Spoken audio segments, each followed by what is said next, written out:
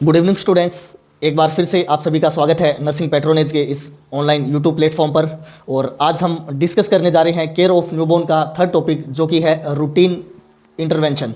इससे पहले हमने पढ़ा इनिशियली असेसमेंट। इनिशियली जो भी इंटरवेंशन है वो इनिशियली असेसमेंट में हमने सबसे पहले देखा कि जो रेस्पिरेशन है उसका इनिशिएशन स्टार्ट हो चुका है या नहीं। वो हमने देखा कि बेबी जब क्राई करने लग जाता है तो वो रेस्पिरेशन जो है इनिशिएट हो जाता है। उसके बाद में हमने एपगार स्कोर चेक किया।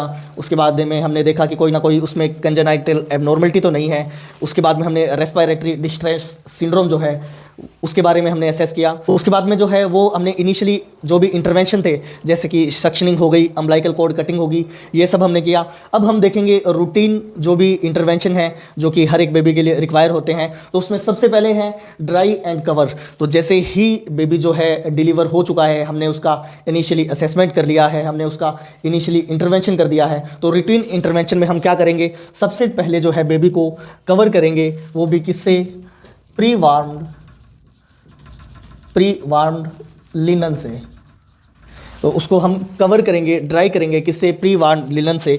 और ये एम्स के अंदर पीडियाट्रिक के जो सब्जेक्ट है उसके अंदर पूछे जाने वाला मोस्ट इंपॉर्टेंट क्वेश्चन है कि जो बेबी है आफ्टर डिलीवरी के बाद में उसको सबसे पहले जो है हम क्या रूटीन इंटरवेंशन करेंगे। तो सबसे पहले हम उसको क्या करेंगे, उसको हम प्री वार्म्ड लिनन, यानी कि जो रूम टेम्परेचर के ऊपर रखा हुआ कोई टॉवल या कोई लिनन हो सकती है, कोई चादर हो सकती है, कोई कंबल हो सकता है, उसको हम उससे जो है हम जो बेबी को है कवर करेंगे। घरों में जब नॉर्मली डिलीवरी होती है तो हम देखते हैं कि जो बेबी है उसको गर्म कपड़ों से कवर किया जाता है। तो वो इसीलिए होता है ताकि जो बेबी है उसको हाइपोथर्मिया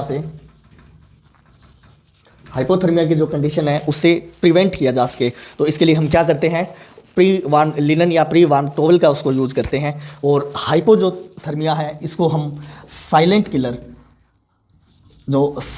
के नाम से जानते हैं। तो बच्चों के लिए साइलेंट किलर का काम करता है हाइपोथर्मिया। उसके बाद में जो है हम वो देखते हैं, उसके बाद में हम आइडेंटिफिकेशन करते हैं। बच्चे के जो रिस्ट है उसके ऊपर या तो ब्लू कलर का या फिर पिंक कलर का एक बैंड आइडेंटिफिकेशन के लिए हम बांधते हैं। तो जो ब्लू कलर का जो बैंड रहता है वो नॉर्मली बॉय को इंडिकेट करता है, पिंक जो कलर है वो गर्ल को इंडिकेट करता है, ताकि पता लगे सके कि होने वाला जो भी बेबी है अगर उसके हाथ में ब्लू कलर का बैंड है तो मीन्स वो बॉय है, अगर पिंक कलर का बैंड है तो जो है वो बेबी गर्ल है। लेकिन आप अपने जो हॉस्पिटल के अंदर नॉर्मल प्रैक्टिस रहती है उसके अंदर हम देखते हैं कि जो बेबी है उसके हाथ के ऊपर माइक्रोपोर जो है वो राउंड शेप के अंदर चिपका दी जाती है और उसके ऊपर लिख दिया जाता है कि बेबी ऑफ जो भी उसकी मदर का नाम होता है, चाहे अपने कुछ भी मान सकते हैं, जैसे कि बेबी ऑफ शीला। तो मतलब जो बेबी है वो शीला का है। लेकिन जो कुछ स्पेसिफिक हॉस्पिटल रहते हैं, जो बड़े हॉस्पिटल रहते हैं, उनके अंदर स्पेसिफिक जो बॉय और गर्ल हैं उनके लिए भी अलग से आइडेंटिफिकेशन कलर डिसाइड किया हुआ है। जो जैसे कि अगर किसी के हाथ के अंदर अगर ब्लू कलर का बैंड लग रखा है और उस पर लिख रखा है कि ये बेबी ऑफ रीना है, तो मतलब जो वो बॉय है वो रीना नाम की जो पेशेंट है, रीना नाम की जो हमारी क्लाइंट है, उसका जो बेबी है वो बॉय है और उसके अंदर उसका जो जन्म की जितनी भी वो डेट लिखी होती है, उसका जो टाइम है वो सब मेंशन किया होता है। तो आइडेंटिफिकेशन ज़रूरी है, वरना हम काफ़ी केसेस सुनते हैं कि हॉस्पिटल में जी हमारा तो बच्चा चेंज हो गया, हमारे तो लड़की हुई थी, हमारे तो लड़का हुआ था, जन्म के टाइम डॉक्टर ने ये बताया था, लेकिन बाद में जब बच्चा हाथों में आता है तब पता लगता है कि ये तो जो बताया गया था वो प्रोडक्ट ही नहीं है। तो इस सब जो भी कंडीशन है इनसे बचने के लिए हम जो आइडेंटिफिकेशन है उसको यूज़ करते हैं।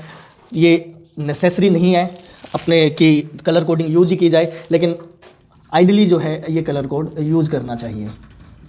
उसके बाद है क्लीन आई। हमने बेबी को ड्राई कर लिया, उसको प्री वार्म लिनन उससे कवर कर लिया, आइडेंटिफिकेशन कर दिया। उसके बाद जो है हमारी जो आई है उनको क्लीन करना ज़रूरी है, क्योंकि कुछ ना कुछ जो फ्लूइड है वो हमारी आंखों के अंदर भी रहता है। तो इसको जो है हम कैसे क्लीन करेंगे, हम इसको क्लीन करेंगे inner canthus to outer canthus. हमारी जो आई है उसके इनर कैंथस टू आउटर जो कैंथस है हम इसको क्लीन करेंगे, वो भी कैसे, एक स्टेराइल गोज पीस की मदद से। तो उसके बाद जो है वो है स्टार्ट ब्रेस्ट फीडिंग। ये बहुत ज़्यादा नेसेसरी है और सबसे ज़्यादा क्वेश्चन जो है ब्रेस्ट फीडिंग का पूछा जाता है वो CHOs के एग्ज़ाम के अंदर है। अभी भी CHO का एग्ज़ाम जो है राजस्थान के अंदर आने वाला है, तो उसके अंदर आपको पिछले भी जो एग्ज़ाम हुए हैं उसके अंदर भी ये क्वेश्चन देखने को मिला था। अभी भी हो सकता है कि ये क्वेश्चन आपको देखने को मिले कि जो ब्रेस्ट फीडिंग है वो हमें कब स्टार्ट कर देनी चाहिए। तो सबसे बेस्ट इसका आंसर है वो है as soon as possible. As soon as possible, जितनी जल्दी से जल्दी हो सके हमें जो बेबी है उसको ब्रेस्ट फीडिंग स्टार्ट कर देनी चाहिए। फिर भी अगर हम बात करते हैं तो नॉर्मल डिलीवरी अगर हुई है तो भी विदिन 13 मिनट, तो विदिन 30 मिनट के अंदर हमें जो ब्रेस्ट फीडिंग है स्टार्ट कर देनी चाहिए। और अगर कहीं सिजेरियन सेक्शन हुआ है, LSCN यानी लोअर सेगमेंट सिजेरियन सेक्शन अगर हुआ है तो हमें विदिन 4 आवर यानी कि 4 घंटों के अंदर जो है हमें ब्रेस्ट फीडिंग स्टार्ट कर देनी चाहिए। ये तीनों ऑप्शन आपको एक साथ देखने को नहीं मिलेंगे। अगर एक साथ देखने को मिलते भी हैं तो सबसे जो बेस्ट आंसर है वो यही है। ये मैंने आपको प्रायोरिटी वाइज जो है आंसर बता दिए हैं कि ब्रेस्ट फीडिंग कब स्टार्ट करनी चाहिए। तो एज सून एज पॉसिबल जो है वो सबसे बेस्ट आंसर है। उसके बाद अगर ये नहीं है तो हम कह सकते हैं कि विदिन 30 मिनट जो है वो ब्रेस्ट फीडिंग स्टार्ट कर देनी चाहिए। वहीं अगर सिजेरियन सेक्शन हुआ है तो विदिन 4 आवर के अंदर हमको जो है ब्रेस्ट फीडिंग स्टार्ट कर देनी चाहिए। उसके बाद जो है वो है विटामिन के का इंजेक्शन।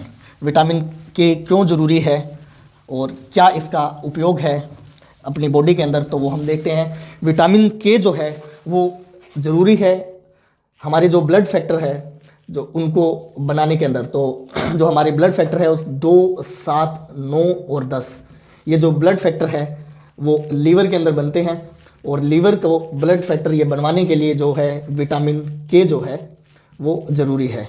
और दूसरा इसका जो एम्स के अंदर जो क्वेश्चन देखने को मिलता है कि एक बेबी के अंदर विटामिन के का इंजेक्शन लगाया गया है, तो निम्न में से कौन सा सही है। तो वो किस प्रायोजन से लगाया जाता है, वो प्रायोजन है टू प्रिवेंट द ब्लीडिंग, यानी ब्लीडिंग से प्रिवेंट करने के लिए जो है बेबी के अंदर विटामिन के का इंजेक्शन लगाया जाता है।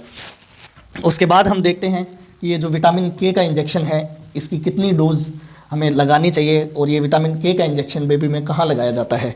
तो ये क्वेश्चन भी काफ़ी बार पूछा जा चुका है कि विटामिन के का जो इंजेक्शन है उसकी डोज कितनी होती है। तो ये पहले हम अमाउंट की बात करें तो ये 0.5 ml होती है। जो अमाउंट है वो 0.5 ml लगाते हैं, लेकिन अगर हम इसकी डोज की जो बात करें तो वो 1 mg होती है।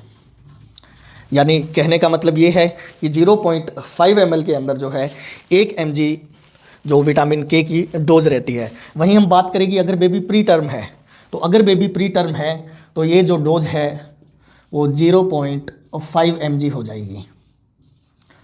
तो ये जो डोज है वो 0.5 mg हो जाएगी किसके लिए, प्री टर्म बेबी के लिए।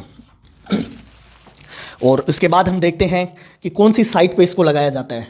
तो बच्चों में ये लगाया जाता है वास्टस लैटरलिस मसल पर, ये लगाया जाता है वास्टस लैटरलिस मसल पर। और ये तीनों ही क्वेश्चन नर्सिंग के किसी ना किसी कम्पिटिटिव एग्जाम के अंदर पूछे जा चुके हैं और ये क्वेश्चन भी आपको CHO के प्रीवियस एग्जाम के अंदर देखने को मिला था। अब जो है हम बात करते हैं इम्यूनाइजेशन की। हमने देखा कि सबसे पहले बच्चे को ड्राई एंड कवर किया, उसके बाद हमने आइडेंटिफिकेशन बैंड भी बांध दिया, आई भी क्लीनिंग कर दी, विटामिन के का इंजेक्शन भी दे दिया, ब्रेस्ट फीडिंग भी स्टार्ट कर दी। अब हम लास्ट में देखते हैं इम्यूनाइजेशन।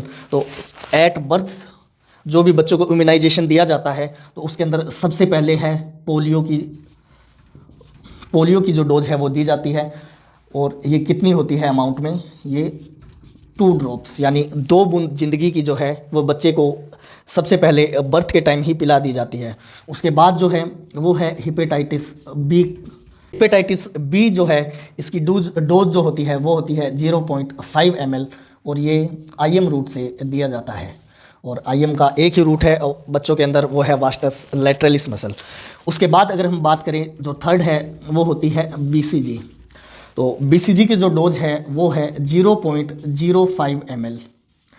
इम्यूनाइजेशन शेड्यूल के जो चार्ट है उसके अंदर जितनी भी डोज है वो 0.5 ml है, सिवाय किसके, जो BCG। तो BCG की डोज जो कितनी है वो है 0.05 ml। ये है एट बर्थ, 0.05 ml जो है एट बर्थ। और इसको लगाने का जो रूट है वो होता है इंट्राडर्मल। तो एक BCG के इंजेक्शन और एक मीजल्स का इंजेक्शन है, इनको छोड़कर बाकी जितने भी इंजेक्शन हैं वो सब IM रूट से दिए जाते हैं। काफ़ी बार कन्फ्यूजन होता है कि जो MMR इंजेक्शन है उसमें और जो BCG का इंजेक्शन है, MMR का जो इंजेक्शन है वो दिया जाता है सबक्यूटेनियस रूट से। तो इन दोनों में क्वेश्चन होता है, इन दोनों में कन्फ्यूजन होता है कि BCG का इंजेक्शन किस रूट से दिया जाता है, MMR का जो इंजेक्शन है वो किस रूट से दिया जाता है। तो हमें क्या करना है, याद रखने की ट्रिक है, BC के बाद क्या आता है, D, B और C के बाद क्या आता है, D। तो हमें इसी ट्रिक से याद रखना है कि BCG का जो इंजेक्शन है वो हम इंट्राडर्मल रूट से देते हैं। अच्छा, अब जो क्वेश्चन निकल के आता है कि पहला तो क्वेश्चन ये है कि कौन कौन सी इम्यूनाइजेशन की ड्रग जो है वो दी जाती है। तो ये तीनों ड्रग दी जाती है, कितने कितने अमाउंट में, कौन कौन से रूट से। जो पोलियो की जो डोज दी जाती है पहले एट बर्थ, इसको बोलते हैं 0 डोज। और ना जाने कितने ही नर्सिंग कम्पिटिटिव एग्जाम के अंदर ये पूछा हुआ क्वेश्चन है कि एट बर्थ जो पोलियो की डोज दी जाती है उसको क्या बोलते हैं। तो उसको 0 डोज कहा जाता है और ये कितनी होती है, 2 ड्रॉप्स। अब हम बात कर लेते हैं BCG के बारे में कि BCG एट बर्थ तो हमें 0.05 ml देनी है, और कौन से रूट से देनी है, इंट्राडर्मल। अगर किसी कंडीशन के अंदर एट बर्थ हम जो है BCG की डोज उसको नहीं दे पाए तो क्या हम जीवन भर उसको BCG की डोज नहीं दे सकते, या फिर अगर दे सकते हैं तो हम कितनी दे सकते हैं। तो हम उसके बारे में डिस्कस कर लेते हैं कि एट बर्थ जो है वो डोज रहेगी 0.05 ml। अगर एट बर्थ ये डोज नहीं दी गई है तो विद इन 1 मंथ, यानी इस एट बर्थ 24 घंटे के बाद में हम इसको विद इन 1 मंथ हमें ये देनी नेसेसरी होती है। और उस टाइम जो है वो 0.1 ml जो डोज है वो दी जाएगी। तो ध्यान में रखने वाली बात है कि जो इसी के साथ एक और भी क्वेश्चन कवर हुआ कि BCG की जो डोज है वो कब तक दे सकते हैं। तो हम विद इन 1 मंथ, 1 मंथ के अंदर अंदर हमें BCG की डोज जो है वो देनी होती है। अगर एट बर्थ लग चुकी है तो वेल एंड गुड है, अगर नहीं लग पाई है तो विद इन 1 मंथ जो है हम BCG की डोज जो है वो लगाएंगे, जिसका अमाउंट कितना हो जाएगा, 0.1 ml। तो जो रूटीन इंटरवेंशन है वो सब कंप्लीट हुए। आई होप कि आज की क्लास आपको पसंद आई होगी, और आज की क्लास आपको ज़रा भी यूज़फुल लगी हो तो अपने दोस्तों के साथ इसे शेयर करें। और अगर ये वीडियो आपको थोड़ी भी इन्फॉर्मेटिव लगी हो, कंपटीशन के लायक आपको कुछ भी क्वेश्चन लगे हो और आपको लगा हो कि हाँ ये वीडियो मेरे आगे काम आ सकती है, ये क्वेश्चन मेरे आगे काम आ सकते हैं, तो इसको लाइक करें। नेक्स्ट क्लास में मिलते हैं पीडियाट्रिक के किसी और टॉपिक के साथ, तब तक के लिए थैंक यू।